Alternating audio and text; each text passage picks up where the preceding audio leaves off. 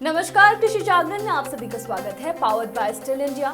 मैं हूं आपके साथ रूबी चक्रवर्ती। बढ़ेंगे आज के टॉप हेडलाइंस की। गुमला किसान मेले में शामिल हुए मंत्री नरेंद्र सिंह तोमर। बोले मोटे अनाज की खेती के लिए किसानों को करें जागरूक। मंत्री मनसुख मांडविया और अश्विनी वैष्णव ने आज नई दिल्ली में जन औषधि ट्रेन को दिखाई हरी झंडी। औषधि केंद्रों के बारे में फैलाई जागरूकता। मुकेश अंबानी का बड़ा कदम। आंध्र प्रदेश में 10 गीगावाट सौर ऊर्जा में निवेश करेगी रिलायंस।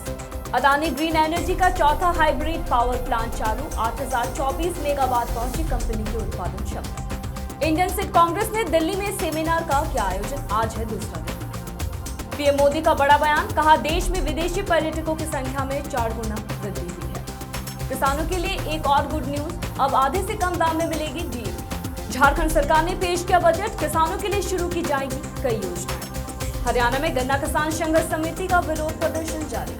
किसानों के लिए एक और शानदार गिफ्ट। सरकार ने किसानों के खाते में डाले 1090 करोड़ रुपए। डीसीएमएस श्रीराम लिमिटेड सुगर लोनी को डीजीएफएसएलआई NITIE से फोरम बीबीएस अवार्ड 2022 से किया गया सम्मानित। 8 मार्च तक कई शहरों के लिए IMD ने जारी की चेतावनी। कर्नाटक में लू चलने के आसार।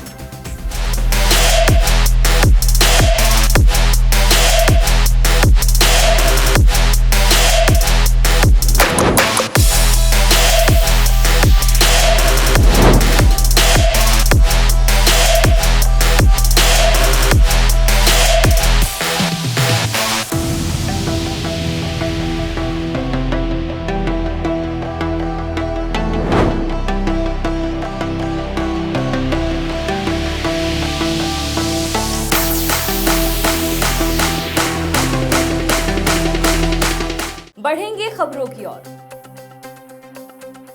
गुमला में किसान मेले का आयोजन किया जा रहा है और जिसमें केंद्रीय कृषि एवं किसान कल्याण मंत्री नरेंद्र सिंह तोमर शामिल हुए। इस दौरान उन्होंने मौजूद किसानों को मोटे अनाज की खेती करने के लिए जागरूक किया।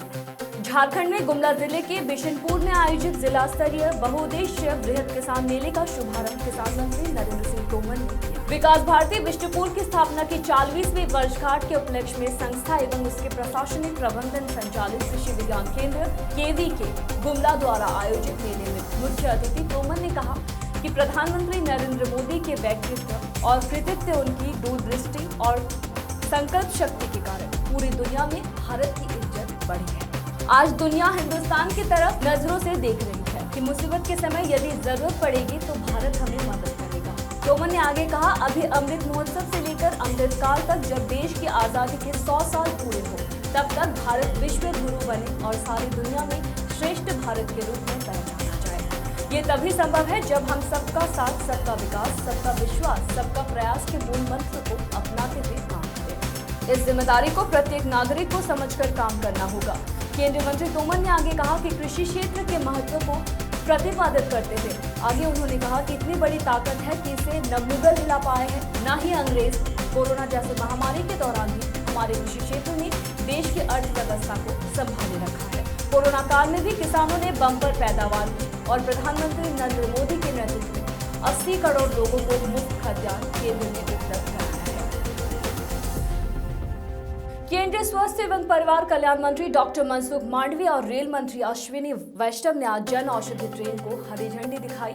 दोनों नेताओं ने हजरत निजामुद्दीन रेलवे स्टेशन से जन औषधि ट्रेन को हरी झंडी दिखाई है। इस ट्रेन का मकसद दूर दराज के इलाकों में औषधियों के प्रति जागरूकता पैदा करना है। ये ट्रेन देश के 9000 से अधिक औषधि केंद्रों में उपलब्ध सस्ती और कारगर दवाओं के बारे में आम लोगों को जानकारी देगी तथा उन्हें जागरूक करेगी और ये ट्रेन शाम 5 बजे हजरत निजामुद्दीन रेलवे स्टेशन से रवाना हुई।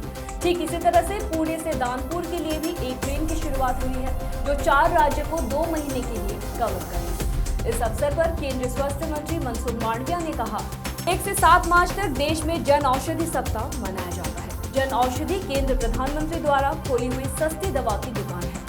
उन्होंने आगे कहा कि लोगों में जन औषधि लोकप्रिय हो रही है। 9000 से केंद्र पर रोज 12000 से अधिक लोग दवा लेने आते हैं। उन्हें सस्ती दवा मिलती है। केंद्रीय रेल मंत्री अश्विनी वैष्णव ने कहा कि आज स्वास्थ्य मंत्री मनसुख मांडविया के साथ मिलकर तय किया कि देश के बड़े रेलवे स्टेशनों पर जन औषधि केंद्र लगाया जाएगा। रिलायंस इंडस्ट्रीज लिमिटेड के अध्यक्ष और प्रबंध निदेशक मुकेश अंबानी ने शुक्रवार को आंध्र प्रदेश में कई नए निवेश पहलों की घोषणा की, जिसमें राज्य में 10 गीगावाट नवीकरणीय और ऊर्जा शामिल है। Andhra Pradesh global investor summit 2023 ने कहा कि मैं आपको आश्वस्त करना चाहता हूं कि रिलायंस आपके राज्य की त्वरित प्रगति में लोगों और आंध्र प्रदेश सरकार के लिए एक अटूट भागीदार बना रहेगा। अंबानी ने कहा कि रिलायंस आंध्र प्रदेश की शानदार आर्थिक क्षमता पर विश्वास करने वाला पहला कॉरपोरेट में से एक है। उन्होंने कहा, यह हमारी oil and gas exploration team को 2002 में गैस मिली थी। वही हमने अपनी KG-D6 संपत्तियों में 1,50,000 करोड़ रुपए से अधिक का निवेश किया है। गैस पाइपलाइन का विकास और समर्थन किया है। आज KG-D6 बेसिन में रिलायंस द्वारा उत्पादित प्राकृतिक गैस भारत के स्वच्छ ऊर्जा परिवर्तन को बढ़ावा दे रही है और भारत के गैस उत्पादन में लगभग 30% का योगदान करेगी। अडानी समूह की नवीकरणीय ऊर्जा इकाई अडानी ग्रीन एनर्जी ने शुक्रवार को घोषणा की कि राजस्थान के जैसलमेर में उसका चौथा पवन सौर हाइब्रिड बिजली संयंत्र पूरी तरह चालू है और संपत्ति का पूंजीकरण किया गया है। शुक्रवार को जारी फर्म के एक बयान के मुताबिक इस नए जोड़े गए हाइब्रिड पावर प्लांट के संयुक्त परिचालन उत्पादन क्षमता 700 मेगावाट है और 25 साल के लिए 3.24 रुपए किलोवाट पर बिजली खरीद समझौता यानी कि PPA है। इस नई हाइब्रिड पावर प्लांट में 600 मेगावाट सौर और 510 मेगावाट पवन संयंत्रों का संयोजन है। कंपनी ने कहा है कि इसका नवीनतम हाइब्रिड प्लांट सौर ऊर्जा से अधिकतम बिजली उत्पादन को सक्षम करने के लिए उन्नत नवीकरणीय तकनीकों जैसे बिफाशियल सोलर PV मॉड्यूल और horizontal single axis tracker system को तैनात करने के लिए और एक बायोफिशियल पैनल दोनों तरफ से बिजली उत्पन्न कर सकता है, जिसमें पूरे बिजली उत्पादन में वृद्धि होती है। वही दिल्ली के होटल JW मैरिट में इंडियन सीड कांग्रेस द्वारा एक सेमिनार का आयोजन किया जा रहा है और इस सेमिनार का आयोजन कल से शुरू हुआ है और आज इसका दूसरा दिन है, जिसमें मुख्य अतिथि आशीष बहगुण, पूर्व सचिव कृषि विभाग, भारत सरकार शामिल रहे। इसके अलावा इस सम्मेलन में 5 सेशन के माध्यम से सीड को लेकर चर्चा की गई। बता दें कि सेमिनार के दूसरे दिन में आज केंद्रीय कृषि एवं किसान कल्याण मंत्री नरेंद्र सिंह तोमर मौजूद रहे।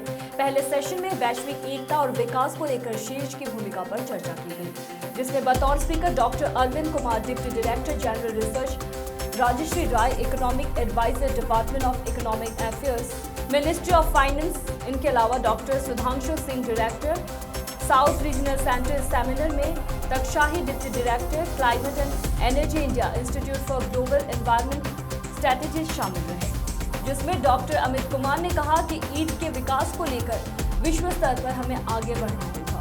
इसके निर्यात या सीड के विकास विश्व स्तर पर लेकर जाना होगा। उन्होंने आगे कहा कि 2020 तक मिलेट की डिमांड वैश्विक स्तर पर USD 9.95 बिलियन है, जो कि 2028 तक 14.14 बिलियन तक पहुंच जाएगी, जिसका मुख्य कारण है कि विश्व स्तर पर ब्लू पोषक आहार में ग्लूटेन फ्री भोजन खाना पसंद करते हैं। इसका सटीक विकल्प में लेट ही है। मौजूदा समय में ग्राहक केमिकल फ्री भोजन खाना पसंद कर रहा है, जिसके कारण ऑर्गेनिक मिलेट की डिमांड भी बढ़ने की उम्मीद है, जो कि 29.7% तक बढ़ सकता है।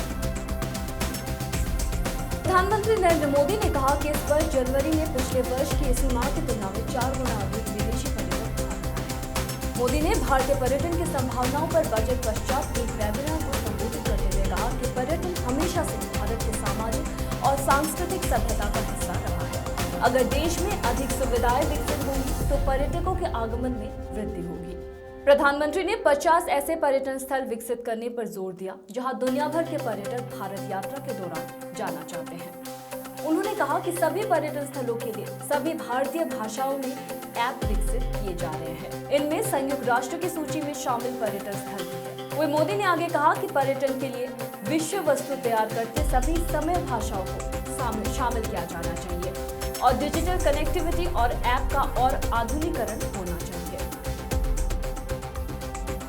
किसानों को खेती करने के लिए यूरिया खाद यानी कि DAP पर अच्छी खासी रकम खर्च करनी होती है, जबकि केंद्र सरकार इस पर भारी सब्सिडी देती है। ऐसे में मोदी सरकार लंबे समय से ऐसी खाद विकसित करने पर ध्यान दे रही है जो किसानों और सरकार दोनों की लागत को घटा देगी। और अब कृषि मंत्रालय ने लिक्विड यूरिया यानी नैनो DAP को लॉन्च कर दिया है। इसकी कीमत मौजूदा यूरिया के मुकाबले आधे से भी कम है। झारखंड सरकार ने वित्तीय वर्ष 2023 और 24 के लिए अपना बजट आज और 3 मार्च 2023 के बीच पेश कर दिया है। झारखंड सरकार की ओर से ये बजट वित्त मंत्री डॉक्टर रामेश्वर उरांव ने पेश किया है। झारखंड सरकार ने इस वर्ष 1,16,418 करोड़ का बजट पेश किया है, जो पिछले वर्ष से 15% अधिक है। बजट पेश करते हुए ये जानकारी वित्त मंत्री की ओर से दी गई है। वही सरकार ने अपने बजट में कृषि एवं संबंध क्षेत्र के लिए 11.84% की वृद्धि की है। झारखंड सरकार ने इस वर्ष कृषि एवं संबंध क्षेत्र के लिए बजट 4,628 करोड़ रुपए का रखा है। सरकार ने अपने बजट में राज्य के किसानों को ऋण मुक्त करने एवं सूखे से राहत दिलाने के लिए प्रावधान किए हैं। वही राज्य में पशुपालकों को दिए जाने वाले सहायता में भी वृद्धि की है। इसके अलावा सरकार ने अपने बजट में कुछ नई घोषणाएं भी की है। किसानों की गन्ने की बकाया पेमेंट लेने को लेकर गन्ना किसान संघर्ष समिति हरियाणा के सदस्य और किसानों की महापंचायत हुई। इसकी अध्यक्षता रामपाल चहल और मंजीत चौंगवा ने की। इस महापंचायत में किसानों ने हिस्सा लेकर अपनी मांगों को रखा और शीघ्र गन्ने की पेमेंट करने को लेकर मिल प्रशासन के खिलाफ नारेबाजी की। इस महापंचायत में मुख्य रूप से भाकियू नेता गुरनाम सिंह चढ़ूनी पहुंचे। भाकियू नेता गुरनाम सिंह चढ़ूनी ने कहा, भादसों मिल की तरफ किसानों का करोड़ों रुपए की राशि बकाया है, लेकिन प्रशासन हमेशा कोरे आश्वासन ही देते हैं और इस कारण किसानों को आर्थिक तंगी का सामना करना पड़ रहा है। कोई नेता ने कहा कि किसानों की बकाया पेमेंट शीघ्र दिलवाई जा सके और इस मौके पर ड्यूटी मजिस्ट्रेट अन्य बड़े प्रशासनिक अधिकारी भी इस महापंचायत में शामिल रहे। आंध्र प्रदेश के किसानों के लिए खुशखबरी है। मुख्यमंत्री वाईएस जगन मोहन रेड्डी ने वाईएसआर ग्रामीण भरोसा पीएम किसान योजना के लिए 1090.67 करोड़ रुपए की राशि जारी की है। कोई 51.12 लाख किसानों ने इस राशि का लाभ उठाया है। राशि जारी करने के बाद सीएम जगन मोहन रेड्डी ने कहा कि किसान खुशहाल रहेंगे तो राज्य विकसित होगा। यही वजह है कि राज्य सरकार किसानों की आर्थिक स्थिति मजबूत करने के लिए तरह तरह की योजनाओं के माध्यम से काम कर रही है। उन्होंने आगे कहा कि सरकारी योजनाएं से 50 लाख से अधिक किसान लाभान्वित हो रहे हैं। दरअसल उन्होंने आगे कहा कि पिछले साल प्राकृतिक आपदा की वजह से किसानों को काफी नुकसान भी हुआ है।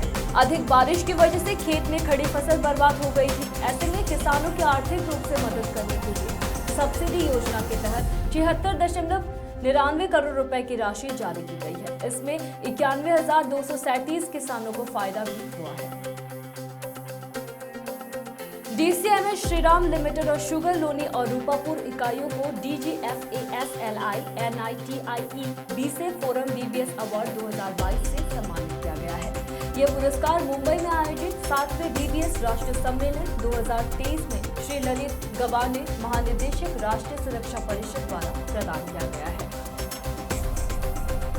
देश भर के कई राज्यों में तापमान लगातार बढ़ता जाता है। बढ़ते पारे को देखते हुए मौसम विभाग यानी कि IMD ने 8 मार्च तक कई बड़े शहरों को लेकर चेतावनी जारी की है और साथ ही यह भी बताया है कि किन इलाकों में बारिश से तापमान में कमी होगी। भारत में मार्च की पहली तारीख को जिस तरह से मौसम में बदलाव देखा गया है, तो ऐसे में अनुमान लगाया जा रहा था कि मार्च महीने में ठंड का एहसास बना रहेगा, लेकिन बीते 2 दिनों से आखिरकार मार्च में अपना रुख दिखाना शुरू कर दिया है। बता दें कि दिल्ली और इसके आसपास के कई इलाकों में तापमान लगातार बढ़ता जा रहा है। दिन के समय धूप इतनी तेज पड़ रही है कि लोगों के पसीने छूट रहे हैं। राष्ट्रीय राजधानी दिल्ली में आज यानी शनिवार के दिन सुबह की शुरुआत सुहानी थी। मौसम विभाग के मुताबिक दिन के समय तेज धूप के चलते तापमान में बढ़ोतरी दर्ज की जा सकती है। यह भी अनुमान लगाया जा रहा है कि आज दिल्ली के ज्यादातर इलाकों में तेज हवाएं चलने की संभावना जताई गई।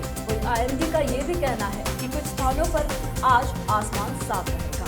वहीं अगर हम तापमान की बात करें तो दिल्ली में आज न्यूनतम तापमान 17 डिग्री सेल्सियस, वहीं अधिकतम तापमान 32 डिग्री सेल्सियस तक दर्ज किया जा सकता है। फिलहाल कृषि जागरण में मेरे साथ इतना ही। खबरों का सिलसिला जारी रहेगा। अधिक जानकारी के लिए देखते रहिए कृषि जागरण। धन्यवाद।